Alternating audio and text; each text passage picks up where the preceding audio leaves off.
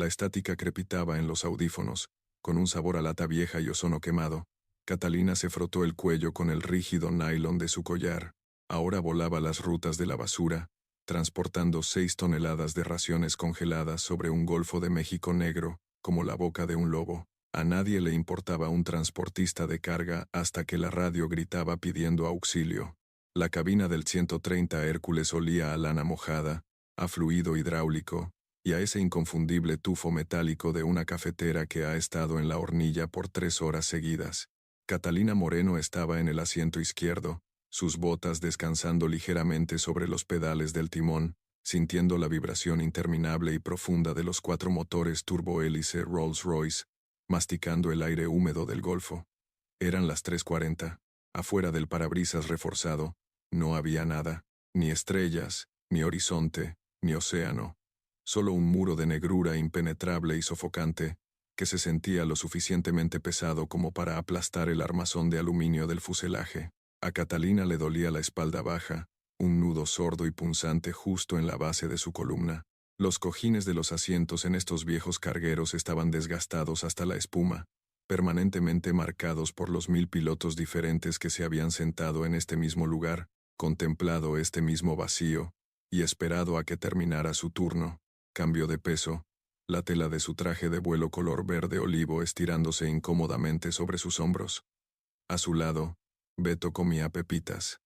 Crack, escupía la cáscara, y masticaba.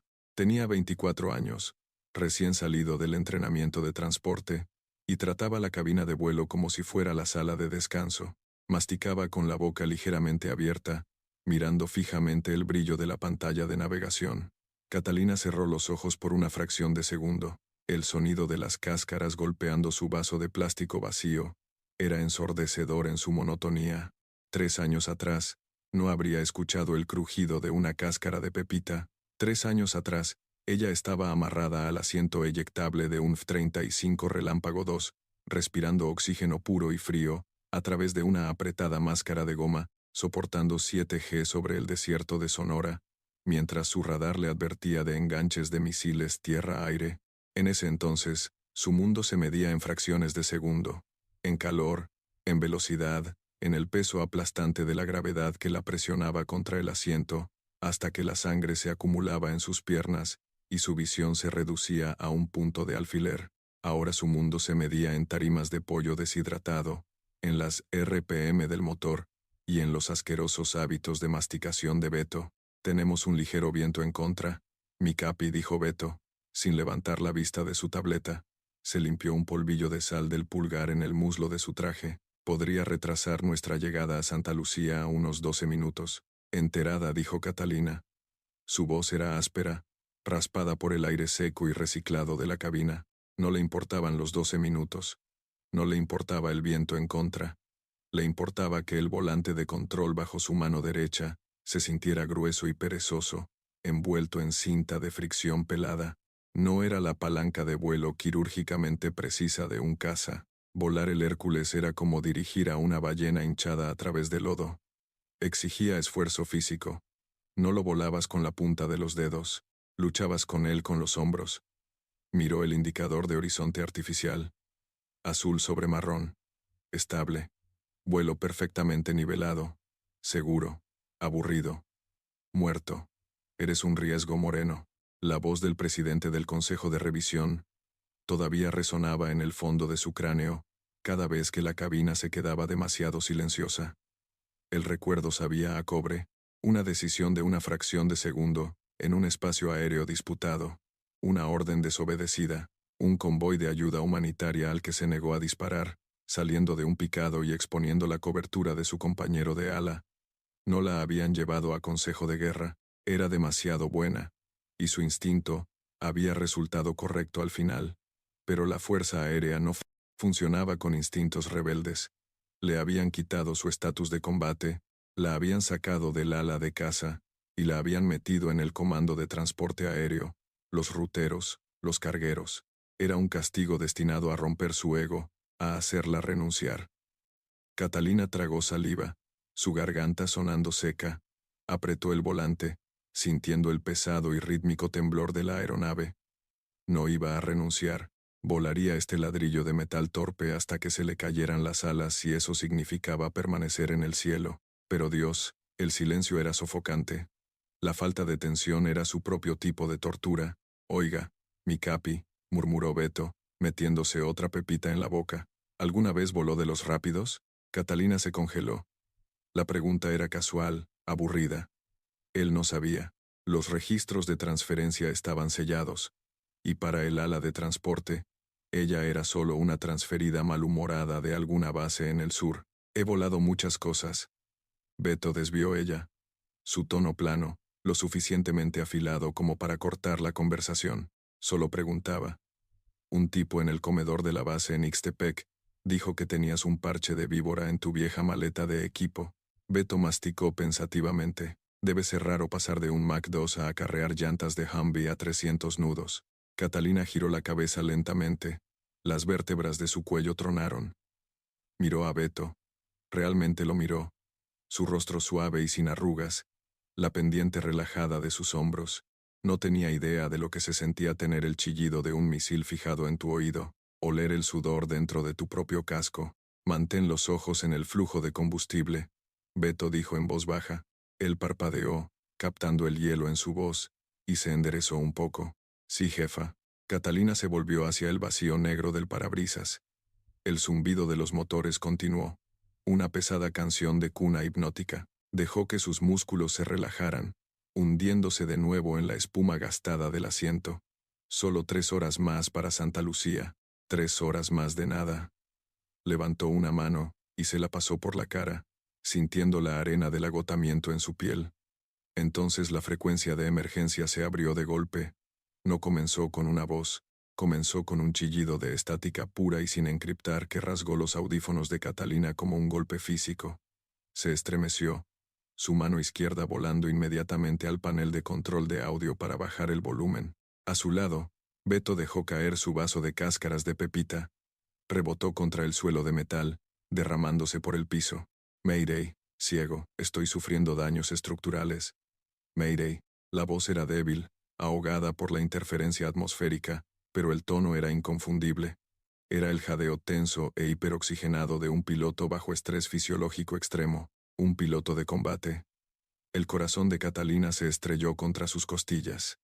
La memoria muscular, latente durante 3 años, se despertó violentamente. Su columna se enderezó de golpe.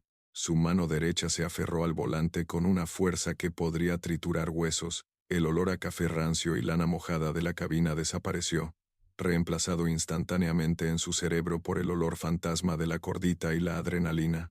¿Qué demonios es eso?, tartamudeó Beto, sus manos flotando inútilmente sobre la consola central. ¿Es la frecuencia de emergencia? ¿Quién está transmitiendo en emergencia por aquí? Víbora 21. Doble apagón de motor. Falla hidráulica. Estoy ciego. Repito. He perdido todo. Dios mío. Víbora. Un F-16. Catalina miró la pila de radios. Su respiración se volvió superficial y rápida. No hagas nada. Le susurró una voz en su cabeza. Eres una rutera. Llevas comida congelada. No hagas nada. Capi. Estoy buscando el mapa del sector, dijo Beto, su voz temblando ligeramente. El aburrimiento casual había desaparecido por completo. Era un niño dándose cuenta de que el océano estaba lleno de tiburones. Se supone que no debe haber nadie en nuestro corredor. No hay vuelos militares registrados. Catalina conocía ese tono en la radio. No era solo una falla de motor. El filo frenético y desgarrado en la voz del piloto, sufriendo daños estructurales, significaba que le habían disparado, en medio del Golfo de México, sobre aguas internacionales. Ubica la transmisión, ordenó Catalina. Su voz sonaba extraña para sus propios oídos. Estaba completamente despojada del agotamiento áspero de hacía un minuto. Era fría, plana y dura. Tratando. Las señales débil. Beto presionaba botones frenéticamente. Tengo un rumbo 305. Distancia. Capi. Está cerca. 40 millas. Está cayendo rápido. 40 millas en un jet de combate. Eso era un parpadeo. En un C-130 arrastrando 6 toneladas de peso muerto. Era un maratón. ¿Debo retransmitir a Santa Lucía?, preguntó Beto, alcanzando las comunicaciones de largo alcance. Decirles que un víbora está cayendo. Altitud 5,000. Pasando 4,000. El sistema de eyección está muerto. No puedo eyectar. Repito. El control manual falló. Estoy atrapado. El estómago de Catalina se desplomó. El piloto no podía eyectarse. Estaba montado en un ladrillo de metal muerto, cayendo hacia las negras y cálidas aguas del Golfo. Si golpeaba el agua a velocidad terminal, el jet se arrugaría como una lata de refresco. Santa Lucía está a 3 horas, dijo Catalina, con los ojos fijos en el parabrisas negro. Los helicópteros de la Guardia Costera de Coatzacoalcos están a 2 horas. Va a estrellarse contra el agua en 90 segundos. Entonces, ¿qué hacemos?, gritó Beto, el pánico finalmente rompiendo su compostura. Catalina no quería hacer esto. Sintió el peso pesado y sofocante de su propio pasado presionando su pecho. Si se desviaba de su plan de vuelo, si rompía el protocolo, le quitarían sus alas para siempre, la darían de baja. Nunca volvería a tocar una palanca de aceleración. Los rostros del consejo de revisión aparecieron en su mente. Eres un riesgo. Extendió la mano y activó el interruptor de desconexión del piloto automático.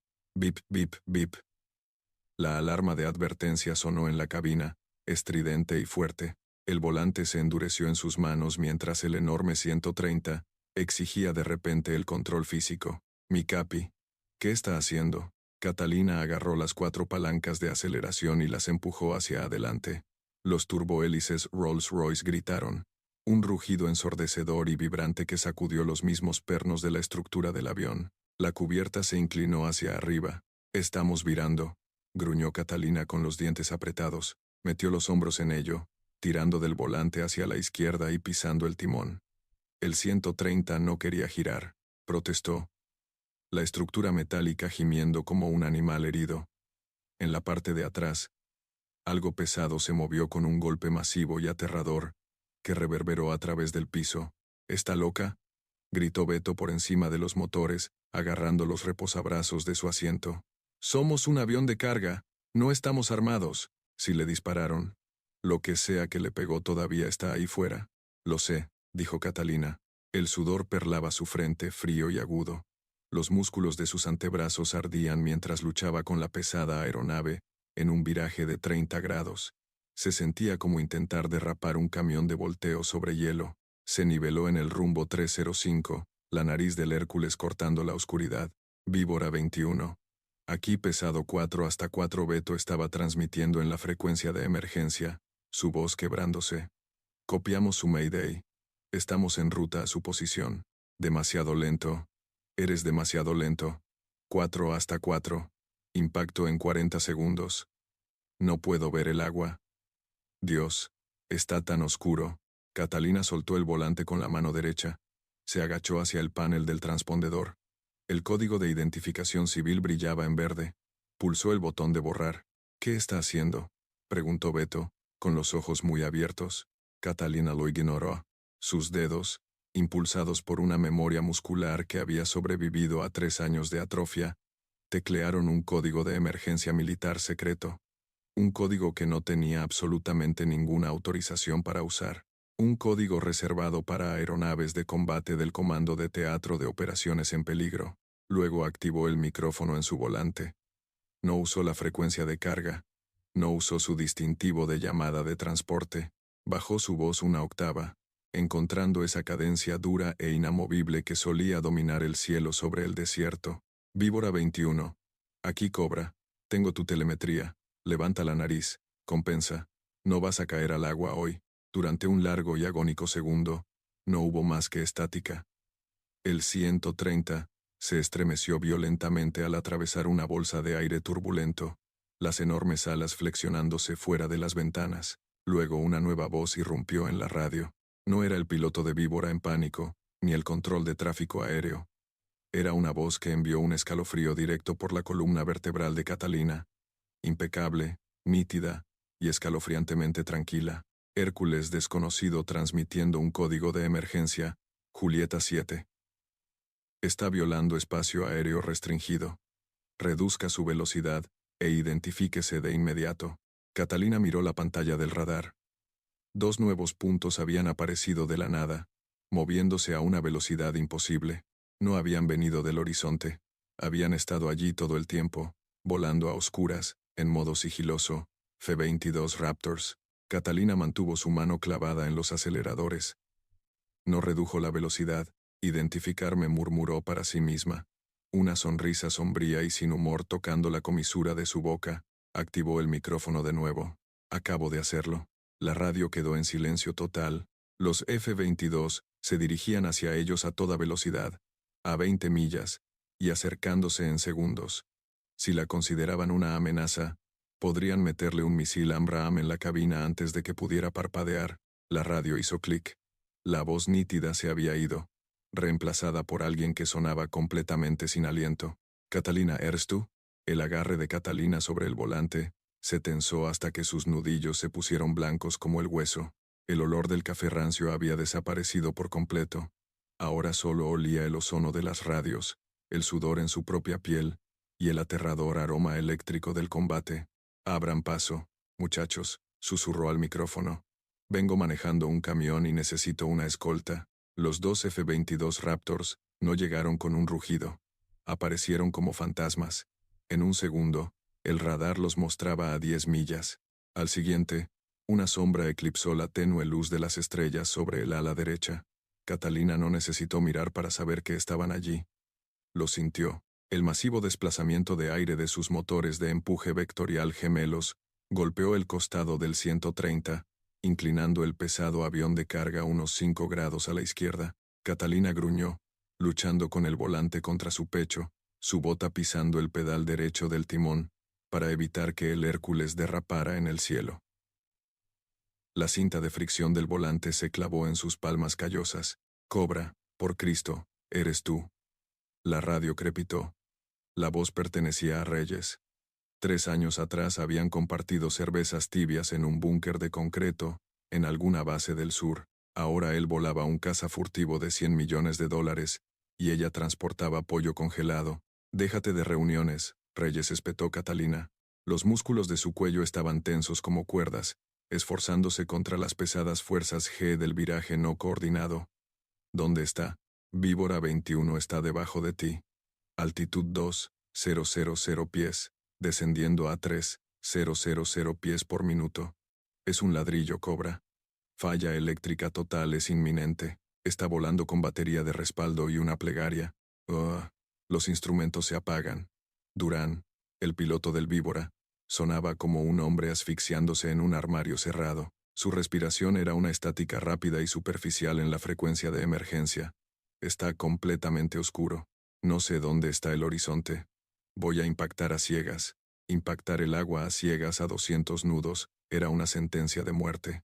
Sin una referencia visual para levantar el morro en el último segundo, el 16 se clavaría en el océano como una jabalina. La fuerza cinética convertiría la cabina en metralla comprimida antes de que él supiera que estaba muerto.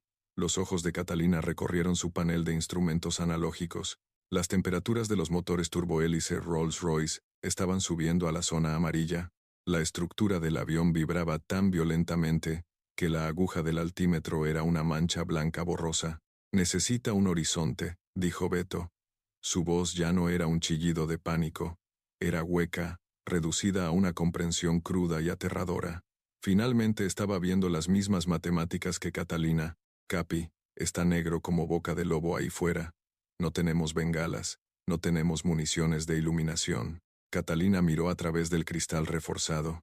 Nada más que el abismo. Tenemos luces de aterrizaje, dijo.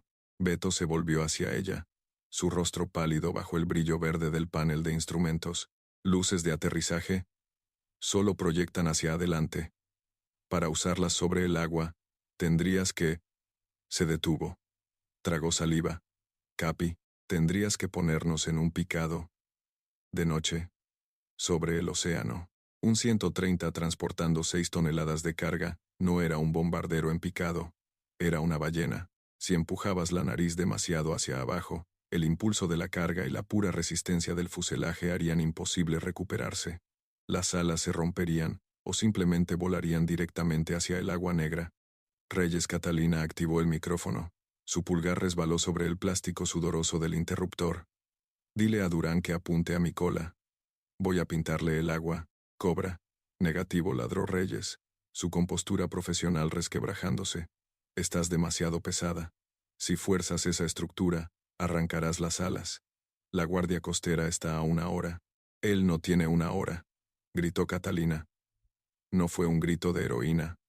Fue un sonido crudo, feo, que le desgarró las cuerdas vocales. Fue el sonido de una mujer que había pasado 3 años tragando órdenes que sabía que estaban mal. Dile que siga mi luz estroboscópica. No esperó una respuesta.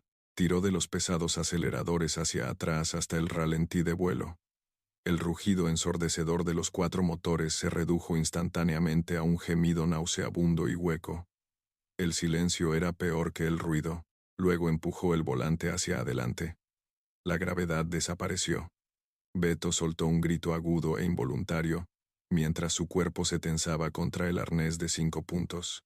En la bodega de carga detrás de ellos, las enormes tarimas de raciones crujieron contra sus cadenas. Un fuerte clang metálico resonó a través del fuselaje cuando una correa se rompió. Catalina lo ignoró. Sus ojos estaban fijos en el altímetro. 3,000 pies. La nariz del 130 apuntaba hacia el vacío. El indicador de velocidad comenzó a subir rápidamente. 250 nudos. 280 nudos. El aire que corría sobre la nariz chata del avión sonaba como un huracán rasgando un techo de lámina. Tren de aterrizaje abajo, ordenó Catalina. A esta velocidad, las compuertas se desprenderán, gritó Beto. Baja el maldito tren, Beto. La mano de Beto golpeó la pesada palanca hacia abajo.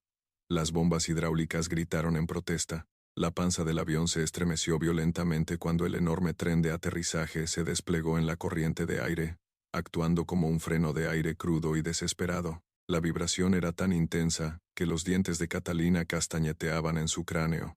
3000 pies. Durán ladró Catalina por la radio. Busca mis luces. No quites los ojos de mi cola. Te veo. Dios, te veo. La voz de Durán era estática, llorosa. Mantén tu trayectoria de planeo. Voy a iluminarte la pista. Catalina alcanzó el panel superior y golpeó con la palma de la mano los interruptores de iluminación exterior. 4 enormes luces de aterrizaje de halógeno de alta intensidad se encendieron. Al instante, el abismo desapareció. Los haces de luz cortaron la niebla helada del golfo, proyectando 2 pilares blancos y cegadores en la oscuridad frente a ellos. Y allí estaba, el océano. No era plano. Era una pesadilla agitada y violenta de olas de 6 metros, negras y vidriosas, coronadas con crestas de espuma blanca. Se precipitaba hacia ellos a una velocidad aterradora. Terreno, terreno. Eleve. El sistema de advertencia de proximidad al suelo comenzó a chillar. Una voz sintética exigiendo supervivencia. Bip, bip, eleve. 1,000 pies, Capi. Beto apoyó los brazos contra el panel antirreflejos, con los ojos apretados. Catalina no cerró los ojos. Miró el agua, juzgando la distancia, sintiendo el peso de la aeronave en sus hombros. El volante luchaba contra ella ahora, desesperado por subir, la aerodinámica natural del 130, resistiéndose al picado. Sus bíceps ardían, temblando con el esfuerzo de mantener la nariz abajo. Todavía no siseó entre dientes. Todavía no. 500 pies. El agua estaba justo ahí. Podía ver la bruma rociando las crestas de las olas. Subiendo, rugió. Plantó ambas botas en los pedales del timón para hacer palanca. Agarró el volante con ambas manos y tiró hacia atrás con todo lo que tenía. El 130 gimió como un behemoth moribundo. Las fuerzas G los golpearon como un yunque. La visión de Catalina se volvió gris instantáneamente en los bordes, mientras la sangre se drenaba de su cabeza. La aeronave se niveló violentamente, la panza del avión pasando a menos de 15 metros de la cresta de una ola masiva. Empujó los aceleradores hacia adelante a máxima potencia. Los motores se ahogaron por una fracción de segundo, privados de aire por el repentino ángulo de ataque, antes de encenderse con un rugido explosivo y ensordecedor. «Mira atrás», jadeó Catalina, luchando contra las fuertes sacudidas del aire turbulento de la superficie. «¿Lo ves?» Beto se retorció en su asiento, esforzándose contra su arnés para mirar por la pequeña ventana lateral. Las luces de aterrizaje del C-130 ahora proyectaban una larga y brillante pista de iluminación sobre la superficie del océano agitado. «¡Lo veo!», gritó Beto. Un elegante dardo gris se materializó desde la oscuridad detrás de ellos. El 16 estaba completamente silencioso, dejando un delgado rastro de humo negro de su motor muerto. Planeaba perfectamente por el haz de las luces de aterrizaje de Catalina. Gracias a la luz, Durán podía ver las olas, podía ver el horizonte. En el último segundo, la nariz del F-16 se inclinó hacia arriba. La aeronave se abanicó, perdiendo la velocidad que le quedaba. Golpeó el agua con la cola primero. El impacto fue espantoso. Un geyser masivo de agua blanca estalló en la luz cegadora. El 16 rebotó una vez. Un rebote metálico violento que arrancó por completo el ala derecha del fuselaje, antes de volver a estrellarse y hundirse bajo la superficie. «¡Cayó!», gritó Beto. Catalina no dudó. «Ve para atrás, abre la puerta lateral y prepara la balsa salvavidas. Muévete, muévete, muévete». Beto se desabrochó, salió corriendo de su asiento y casi tropezó con las cáscaras de pepita derramadas en el suelo. Corrió hacia la bodega de carga. Catalina lanzó el C-130 a un viraje cerrado, la punta del ala izquierda prácticamente rozando la espuma del mar. Dio la vuelta hacia el círculo de espuma blanca en expansión donde el jet se había hundido. «Por favor», pensó, el exterior cínico y endurecido que había usado durante 3 años se fracturó por completo. «Por favor que haya salido». Niveló la aeronave y activó el interruptor de liberación de la bodega de carga. Un segundo después, sintió el ligero golpe hueco cuando la pesada balsa de supervivencia se desplegó desde la puerta lateral, cayendo al agua agitada de abajo. Viró de nuevo, completando el círculo. Las luces de aterrizaje barrieron los restos. El F-16 se había ido. Solo quedaba una mancha de combustible de aviación y escombros en la superficie. A Catalina se le cortó la respiración. Sus manos temblaban tanto que apenas podía mantener el volante firme. La cabina estaba completamente en silencio, excepto por el zumbido constante y pesado de los motores. Entonces, un destello. Un diminuto y brillante flash de luz estroboscópica cortó el océano negro, flotando violentamente en las fuertes olas. Luego se encendió una bengala, un brillante y chispeante silbido rojo que pintó las olas como sangre. Estaba fuera. Estaba en la balsa. Catalina exhaló. No fue un suspiro. Fue una respiración irregular y colapsada que vació sus pulmones por completo. Se desplomó contra la espuma gastada de su asiento. El dolor sordo en su espalda baja regresó. Más agudo que antes, volvió a oler el café rancio. Olió la lana mojada de su traje de vuelo, ahora completamente empapado en sudor frío. «Cobra, aquí Reyes». La radio hizo clic. Los F-22 habían descendido, circulando lentamente sobre ellos como ángeles guardianes metálicos. «El helicóptero de la Guardia Costera está en el radar, a 30 minutos. Tenemos contacto visual con la balsa. Mantendremos la posición y los guiaremos». Catalina presionó el botón de transmisión. «Enterada, Reyes». «Oye, Moreno». Catalina hizo una pausa. Esta vez no usó su distintivo de llamada. Usó su apellido. Sí, esa fue una maniobra de primera para una simple carguera. Catalina miró la brillante luz roja de la balsa de supervivencia abajo. Luego tiró del volante hacia atrás, apuntando la nariz del maltrecho y pesado 130 de nuevo hacia el cielo negro. Se estiró y volvió a activar el piloto automático. La aeronave se estabilizó en un ascenso constante, aburrido y perfecto. Encontró una cáscara de pepita medio aplastada en la consola, la recogió y la hizo rodar entre su pulgar y su índice. Una pequeña y exhausta sonrisa resquebrajó la rígida línea de su boca. «Solo conduciendo el camión», Reyes dijo. «Solo conduciendo el camión».